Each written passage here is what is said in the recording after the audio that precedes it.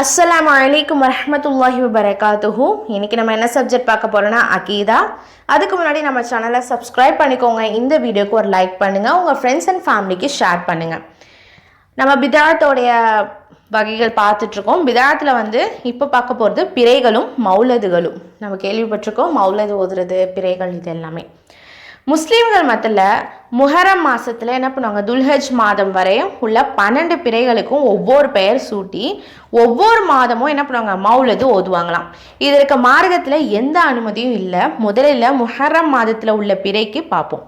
முஹரம் மாதத்தில் உள்ள அந்த பிறைக்கு ஹசன் ஹுசைன் அப்படின்னு சொல்லிட்டு ஒரு பேர் வச்சுருக்காங்களாம். இதற்கு காரணம் முஹரம் பிறை 10 கர்பலா என்ற இடத்துல ஹசன் ஹுசைன் என்பவர்கள் போரில் கொல்லப்பட்டாங்க. ஹசன் ஹுசைன் அலி அவர்கள் என்பவர்கள் யார் அப்படின்னா நபி ஸல்லல்லாஹு அலைஹி வஸல்லம் அவர்களுடைய பேரன்கள். ஓகேங்களா, ஃபாத்திமா அலி அவர்களுடைய புதல்வர்கள், அதாவது மகன்களாக இருந்திருக்காங்க. அவர்கள் இறந்த தினத்தை துக்க நாளாக கருதி 10 நாட்களுக்கு என்ன பண்ணுவாங்க, மௌலது ஓதுவாங்க. 7, 8, 6 பிறையில் பஞ்சா எடுப்பார்கள். பஞ்சா அப்படின்னா என்னன்னா, ஒரு பானையில் 5 விரல்களில் சந்தனம் வச்சு அதை பானையில் வைப்பாங்களாம். பிறகு வீட்டில் உள்ள சுவற்றிலும் கதவிலும் வைப்பாங்க. பஞ்சா என்றால் 5 என்று பொருள் அப்படின்னு சொல்லிட்டு சொல்கிறாங்க. இது இப்போ உள்ள நடைமுறையில் இந்த பஞ்சா அப்படிங்கிற அந்த ப்ராசஸ் இருக்கா அப்படின்னு தெரியாது. ஆனால் மௌலதுங்கிற அந்த ஒரு விஷயம் இருந்துட்டு தான் இருக்குது. அந்த 5 விரல்கள் சொன்னோம் இல்லைங்களா, அந்த பானையில் என்ன பண்ணுவாங்களாம், சந்தனத்தை எடுத்து அந்த 5 விரலால் அந்த சந்தனத்தை எடுத்து என்ன பண்ணுவாங்களாம், அதில் வச்சு வீட்டில் உள்ள சுவத்திலேயோ இல்லை கதவுலையோ என்ன பண்ணுவாங்களாம், அந்த மாதிரி வைப்பாங்களாம். அந்த 5 விரல்கள் அப்படிங்கிறது எதை குறிப்பிடுதுன்னா, முஹம்மது நபி ஸல்லல்லாஹு அலைஹி வஸல்லம் அவங்க ஃபாத்திமா அலி, அலி அலி, ஹசன் அலி, ஹுசைன் அலியை குறிப்பிடுற மாதிரி சொல்கிறாங்க. அதுக்கப்புறம் மீன், கருவாடு, மாசி போன்ற உணவுகளை என்ன பண்ண மாட்டாங்களாம், உண்ண மாட்டாங்களாம். மேலும் சங்கிலியால் கட்டி சாட்டையால் அடித்து பிளேடுகளால் கிழித்து தன்னைத்தானே துன்புறுத்தி கொள்வாங்க. இது நிறையா தர்காக்களில் நம்ம பார்க்கலாம். சாட்டையால் தன்னை அடிச்சுப்பாங்க, பிளேடால் கிழிச்சுப்பாங்க, தன்னைத்தானே எந்த அளவு துன்புறுத்த முடியுமோ துன்புறுத்திப்பாங்க. இதுவெல்லாம் நம்மளுடைய மார்க்கத்தில் அனுமதிக்காத விஷயம்தான். நம் மார்க்கத்தில் ஒருவர் இறந்துட்டாங்கன்னா 3 நாட்களுக்கு மேலே துக்கம் அனுஷ்டிக்க கூடாது. ஹிஜ்ரி 22 இறந்தவருக்கு இன்று வரை துக்கம் அனுஷ்டிப்பது மார்க்கத்தில் தடை செய்யப்பட்டது. ஸோ ஒருத்தவங்க இறந்துட்டாங்கன்னா ஒரு 3 நாளைக்கு மேலே துக்கம் அனுஷ்டிக்க கூடாதுன்னு சொல்கிறாங்க. அப்படிங்கிறப்போ ஏதோ ஒரு போரில் எந்த காலத்துலேயும் நடந்த இறப்புக்காக இன்ன வரையும் நம்ம துக்கம் அனுஷ்டிக்கிறங்கிறது மார்க்கத்தில் இல்லாத ஒரு விஷயமா தான் இருக்குது.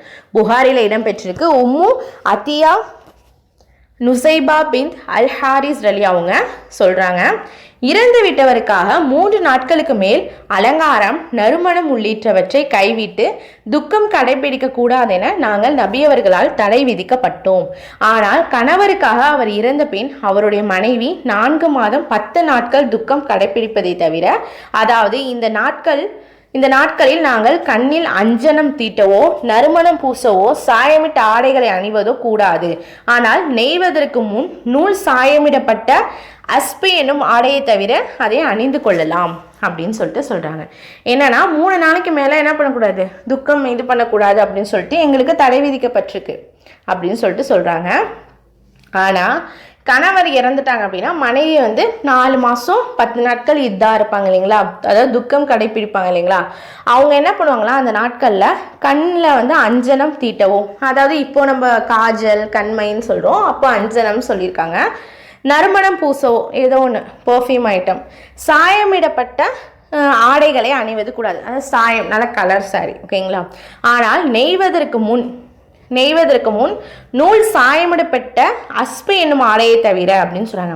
அதாவது அந்த ட்ரெஸ்ஸை நெய்யறதுக்கு முன்னாடி நூலில் சாயமிடப்படுது இல்லையா, அதை அஸ்பு அப்படிங்கிற ஒரு ஆடை அப்படி மென்ஷன் பண்ணியிருக்காங்க. அஸ்பு என்னும் ஆடையை தவிர அந்த காலத்தில் அந்த மாதிரி இருந்திருக்கலாம், மேபி அதை அணிந்து கொள்ளலாம் அப்படிங்கிற மாதிரி சொல்லியிருக்காங்க. உணவுப் பொருளை ஹராமாக்குதல். அல்லாவும் அவனுடைய தூதரும் ஹலாலானதை உருவாக்கிய உணவை ஹராமாக்குவது பாவமாக இருக்குது.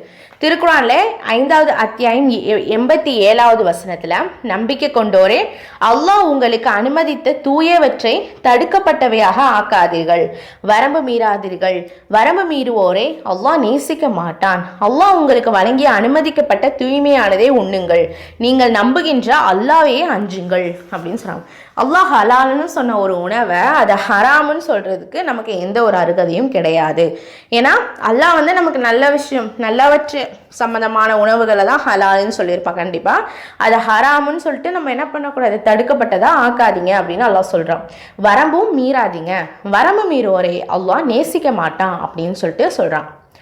அல்லாஹ் உங்களுக்கு வழங்கிய, அதாவது அனுமதிக்கப்பட்ட தூய்மையான உணவே நீங்கள் என்ன பண்ணுங்க, உண்ணுங்க. நீங்கள் நம்புகின்ற அல்லாஹ்வே நீங்கள் என்ன பண்ணுங்க, அஞ்சுங்க அப்படின்னு சொல்லிட்டு அல்லாஹ் இந்த குர்ஆன் வசனத்தில் சொல்கிறோம். அடுத்தது, தனக்குத்தானே துன்புறுத்துவதும் பாவமாகும். இப்போது அந்த முஹரம் டைமில் வந்து உடம்புல சாட்டை அடிச்சுக்கிறது, பிளேடால் கிழிச்சிக்கிறது நம்ம எவ்வளோ பார்த்துருக்கோம். ஃபார் எக்ஸாம்பிள் நாகூர் சைட்லலாம் பார்த்திங்கன்னா இது ரொம்ப பிரபல்யமான ஒரு விஷயமாக தான் இருந்துகிட்டு இருக்குது. அல்லாஹ் அதை பற்றி என்ன சொல்கிறேன்னா, திருக்குர்ஆன் 2வது அத்தியாயம் 195வது வசனத்தில், அல்லாஹ்வின் பாதையில் செலவிடுங்கள், உங்கள் கைகளால் நாசத்தை தேடிக்கொள்ளாதீர்கள், நன்மை செய்யுங்கள், நன்மை செய்வோரே அல்லாஹ் விரும்புகிறான் அப்படின்னு சொல்லிட்டு அல்லாஹ் சொல்கிறான். என்னது அப்படின்னா, அல்லாஹ்வுடைய பாதையில் செலவிடுங்க, தர்மம் செய்யுங்க, உங்கள் கையாலே நீங்கள் என்ன பண்ணாதீங்க, நாசத்தை தேடிக்காதீங்க, அதாவது உங்களை நீங்களே என்ன பண்ணாதீங்க, துன்புறுத்திக்காதீங்க அப்படிங்கிற மாதிரி கூட மென்ஷன் ஆகிக்கும். நன்மை செய்யுங்க, நன்மை செய்வோரை அல்லாஹ் விரும்புகிறான் அப்படின்னு சொல்லிட்டு சொல்கிறாங்க. அடுத்தது புகாரில் இடம்பெற்றிருக்கு. இறைத்தூதர் ஸல்லல்லாஹு அலைஹி வஸல்லம் அவர்கள் கூறினார்கள், துன்பத்தினால் தன்னுடைய கன்னத்தில் அரைந்து கொள்பவனும் ஆடையை கிழித்து கொள்பவனும் அறியாமை காலத்து சொற்களை பயன்படுத்துபவனும் நம்மை சார்ந்தவன் அல்ல அப்படின்னு சொல்கிறாங்க. அதை தன்னைத்தானே சில பேர் துன்புறுத்திப்பாங்க. இந்த மஹரம் அந்த இதை தாண்டி இன்னொரு சில நபர்கள் வந்து சில டென்ஷன் காரணமாக இல்லை அவங்களுடைய சூழ்நிலைகள் காரணமாக என்ன பண்ணிப்பாங்கன்னா தன்னைத்தானே வந்து அடிச்சுக்கிறது, சில பேர் வந்து கிழிச்சுக்கிறது, அந்த மாதிரி எவ்வளோ விஷயம் நம்ம பார்த்துருக்கோம், கேள்வியும் பட்டிருக்கும். அந்த மாதிரி செய்கிறது, அதாவது தன்னை ஒரு அளவு டிப்ரெஷன் ஸ்டேட் போனோன்னா அவங்க என்ன பண்ணுறதுன்னு தெரியாமல் தன்னைத்தானே துன்புறுத்திக்க முயற்சி செய்ய ஆரம்பிச்சிடுவாங்க. அதுதான் அதனால தான் நபி ஸல்லல்லாஹு அலைஹி வஸல்லம் அவங்க சொல்கிறாங்க, அப்படிப்பட்ட நபர் வந்து நம்மை சார்ந்தவர்கள் அல்ல அப்படின்னு சொல்லிட்டு சொல்கிறாங்க. அல்லாஹ் பாதுகாக்கணும். மாற்று மத கலாச்சாரத்தை பின்பற்றுபவர்கள், அபூதாவுத்தில் இடம்பெற்றிருக்கு. நபி ஸல்லல்லாஹு அலைஹி வஸல்லம் அவர்கள் கூறினார்கள், யார் பிறருக்கு ஒப்பாக நடக்கிறாரோ அவரும் அவர்களை சார்ந்தவரே. முஹர்ரம் மாதத்தில் அனுமதிக்கப்பட்டது எது அப்படின்னா ஆஷுரா நோன்பு மட்டும்தான். மற்ற அனைத்து விஷயங்களும் மார்க்கத்தில் அனுமதிக்கப்படாதவா இருக்குது. அப்போது அந்த ஆஷுரா நோன்பு மட்டும்தான் நம்ம வைக்கணும் முஹர்ரம் மாதத்தில் ஸ்பெஷல்னு சொல்லிட்டு. அது கூட ஸ்பெஷல் இல்லை, அது நமக்கு நபி ஸல்லல்லாஹு அலைஹி வஸல்லம் அவங்க வந்து காட்டி தந்த வழியாக இருக்கே தவிர மற்ற எதுவுமே என்னது கிடையாத ஒரு விஷயமா இருக்குது. அல்ஹம்துலில்லாஹ். அஸ்ஸலாமு அலைக்கும் வரஹ்மத்துல்லாஹி வபரகாத்துஹு.